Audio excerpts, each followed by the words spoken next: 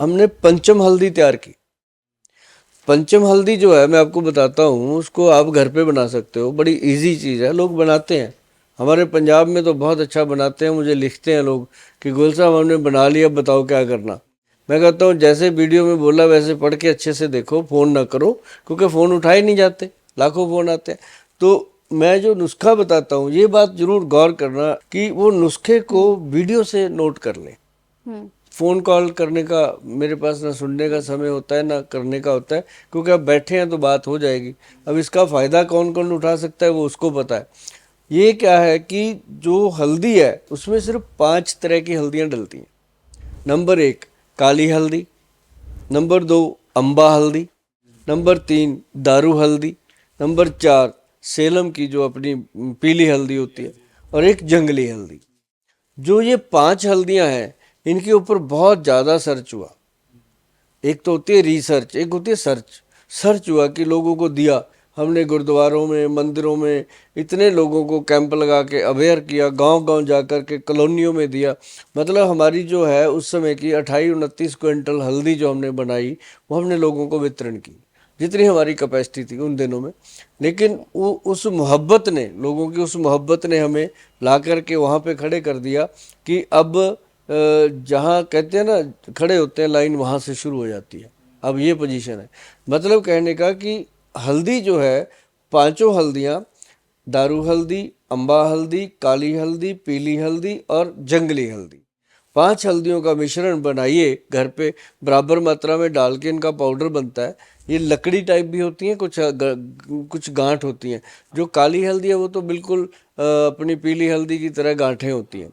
जो जंगली हल्दी है वो है सफ़ेद हल्दी, वाइट कलर की, तो वो है। और एक है वो क्या नाम लेते हैं, जो अम्बा हल्दी और दारू हल्दी, वो लकड़ी रूप में होती है, काठ लकड़ी। तो इसको पाउडर जब बनाते हैं लोग और लेते हैं लोग, क्या आनंद, जो कहते हैं दिन रात छींकें आती हैं, 100-100 200-200 छींक आ जाती है, पागल हो जाते हैं, नाक लाल हो जाता है, मुंह लाल हो जाता है, नजला हो जाता है, पागल हो जाते हैं लोग, ऐसे इतनी एलर्जी होती है। तो उनको ये अकेली पंचम हल्दी कमाल करती है। और ये इतना बढ़िया चीज़ है जी, बेहतरीन चीज़ है। आप गूगल पे जाके लिखोगे ना कि पंचम हल्दी, तो आपको वैद्यमान की पंचम हल्दी मिलेगी। जी गोयल साहब, गोयल साहब, अब मेरा सवाल आपसे ये है कि हमने हमेशा से सुना है कि आप पंचम हल्दी के बारे में बात करते हैं, आप बताते हैं कि पंचम हल्दी के बहुत सारे फायदे हैं हमारी ज़िंदगी में। अगर पंचम हल्दी को हम एक बार ले आएँ तो बहुत बदलाव हो सकता है हमारी हेल्थ में। लेकिन आज मैं आपसे जानना चाहती हूँ कि पंचम हल्दी अगर हम अपने घर में बनाना चाहें तो किस तरह से बना सकते हैं, इसके बारे में थोड़ा सा बताइए, और इसके बेनिफिट्स क्या हैं, फ़ायदे क्या हैं, ये भी थोड़ा सा बताइए। बात यह है कि जो हल्दी बनाने का तरीका है, ये तो बहुत आसान है। इसको लोग घर पे बना सकते हैं। जैसे जो लकड़ी आती है वो वैसे ही छोटे छोटे पीस आते हैं, उसको कूट के छान के, उसको पहले थोड़ा कूटना पड़ता है, कूट काट के उसका इतने का बना लो कि वो मिक्सी में ग्राइंड होने के काबिल हो जाए। तो उसको मिक्सी में ग्राइंड करो, ग्राइंड करने के बाद उसको पाउडर को अच्छे से छान करके, कपड़ छान करके उसको धूप लगवा दो एक छोटी सी, ताकि उसके अंदर मॉइस्चर ना आए। उसको फिर एक कांच के बर्तन में, ये ध्यान रहे कि लोग उठाते हैं कहीं भी डाल देते हैं, उसको कांच की बोतल में डालना है। ओके। जो कांच के आजकल जार आते हैं उसमें डाल के रखो, और उसके अंदर से आधा चम्मच दूध गर्म करो पहले तो, 1 गिलास, उसके अंदर आधा चम्मच हल्दी मिला के घोल दो, पकाना नहीं उसको, घोल जी। करके उसको पीना है। और आप इसमें इस चीज़ को आप 1 दिन के बच्चे से लेके 100 साल के बुजुर्ग तक, चाहे वो महिला है चाहे पुरुष है, सबको दे सकते हैं और कोई प्रॉब्लम। अच्छा एक चीज़ और, इन्फेक्शन तो ख़त्म करता करता है, एलर्जी तो मिटाता ही मिटाता है, बवासीर भी नहीं होने देता। गोयल साहब, जिन दो हल्दी के बारे में आपने बताया है, ये दोनों हल्दी तो हम सुखाकर बना लेंगे, लेकिन जो बाकी की तीन हल्दियां हैं, क्या इसे उबाल कर बनाएंगे या फिर इन्हें भी सुखाकर ही बनाया जाएगा, इसके बारे में बताइए। नहीं, ऐसा नहीं है। उसको आजकल मिल जाती है जी। सूखी गांठें, मिल जाती हैं पंसारियों के पास, बहुत अच्छा। मिलती हैं। जब से मैंने इसका प्रचार शुरू किया है तो पंसारी रखते हैं बकायदा। और कई पंसारी तो ये भी कह देते हैं, अच्छा गोयल साहब ने जो बताया वही देना है, वो कहते हैं हाँ जी, वो बना के खुद ही दे देते हैं कि ये लो घर पे जाके बना लो। क्योंकि मैं इसलिए कहता हूँ घर पे बनाओ, ताकि किसी का भरोसा नहीं है जी, कौन क्या मिक्स कर दे। मैं कहता हूँ या तो घर पे बनाओ, या फिर वो लेनी है जिस पे वैद्यमान लिखा हो। मतलब बाकी का मुझे भरोसा नहीं है। वैद्यवान अपनी कंपनी है, अपने बच्चे बनाते हैं, हमें विश्वास है कि उसमें क्या डाला जाता है। नहीं तो लोग मैक्सिमम लोग घर पे ही बनाते हैं, क्योंकि 140 करोड़ का परिवार है, किस किस को हम देंगे बना के, नहीं दे पाते। हम तो अपने वहाँ लोगों के लिए बनाते हैं, जो बुजुर्ग लोग घरों में रहते हैं नहीं बना सकते, या जो लोग पीजी में रहते हैं, बाहर रहते हैं, जॉब में रहते हैं, फौजी लोग हैं, उनको देते हैं। अब जो घर पे बना सकते हैं उनको तो हम कहते हैं भाई बना लो, है ना, या फिर आप गूगल पे जाके परचेज कर लो। मैंने बहुत नेड़ता से देखा है, मेरी सबसे हाथ जोड़कर विनती है कि जो नुस्खे मैं बताता हूँ इनको ना कृपया आप घर पे बनाकर जब आप खाओगे ना, मेरे से लेके भी खाओगे तो आपको प्रभाव तो वो होता ही होता है, लेकिन जब अपने हाथ से बना के आप खाते हो तो उसका 10 गुना ज़्यादा प्रभाव आपको होता है, क्योंकि उसमें आपका खुद का भरोसा होता है कि मैंने बनाया, मैंने लाया, मेरी चीज़ है, और आपको खाने से पता चलता है। हाँ, जिसको मेरे ऊपर भरोसा होता है वो कहता है गोयल साहब हमें तो आप पे भरोसा है। मैं कहता हूँ भाई मंगा लो, लेकिन इतनी जल्दी नहीं आने वाली, समय लगता है, क्योंकि ये चीज़ें ऐसा नहीं है कि ऐसे ही बनी पड़ी है, किसी का भी ऑर्डर आ गया भेज दो। ये जो जो मैंने लास्ट में बताई है ना जंगली हल्दी, वो बहुत मुश्किल से मिलती है। गोयल साहब, भारतीयों के घर में अगर हम देखें तो बिना हल्दी के कोई काम ही नहीं होता है। रसोई घर में अगर कुछ भी हमें करना है तो बिना हल्दी के हम कर ही नहीं सकते हैं। कोई भी सब्जी अगर हम बनाते हैं तो बिना हल्दी के तो कोई सब्जी भी नहीं बन पाती है। और आपने बताया है कि इम्यून सिस्टम को भी ये बहुत हमारी बेहतर करता है। लेकिन ऐसे में अब मेरा सवाल आपसे ये है कि अगर इस हल्दी के और भी ज़्यादा बेनिफिट्स हम ले सकते हैं या इसके और भी ज़्यादा हम फ़ायदे उठा सकते हैं, तो वो कौन कौन से फ़ायदे हैं और कैसे हम उठा सकते हैं, इसके बारे में थोड़ा सा विस्तार से बताइए। ऐसा नहीं है, अब जो हल्दी खाता है वो सब्जी में खा रहा है। सब्जी में हल्दी जो बेनिफिट देती है वो एक अलग से है, क्योंकि वो एक अलग ही चीज़ है। अब जो मैंने बताया उसमें क्या खाएगा, जो नॉर्मल अपनी सिंपल हल्दी होती है। अब वो हल्दी भी किस्मत से मिलती है लोगों को, ओरिजिनल। जब मिलती थी ना तो कोल्ड नहीं होते थे। आप 1990 से पहले चले जाओ, 1990 से पहले वाली दुनिया देखो, अपने दादाजी को देखो, दादी को देखो, 80-80 साल के हो गए थे, आँख में चश्मा नहीं था, अपनी आँख में 40-45 साल में आ गया था। मतलब उस समय लोगों की इम्यून सिस्टम स्ट्रांग इसलिए था कि उनका खान पान, उसकी खाने की थाली बड़ी पौष्टिक होती थी। वो हल्दी जो होती थी वो खुद पिसवाते थे, और जब वो हल्दी का तड़का लगता था पूरे घर में स्मेल आती थी।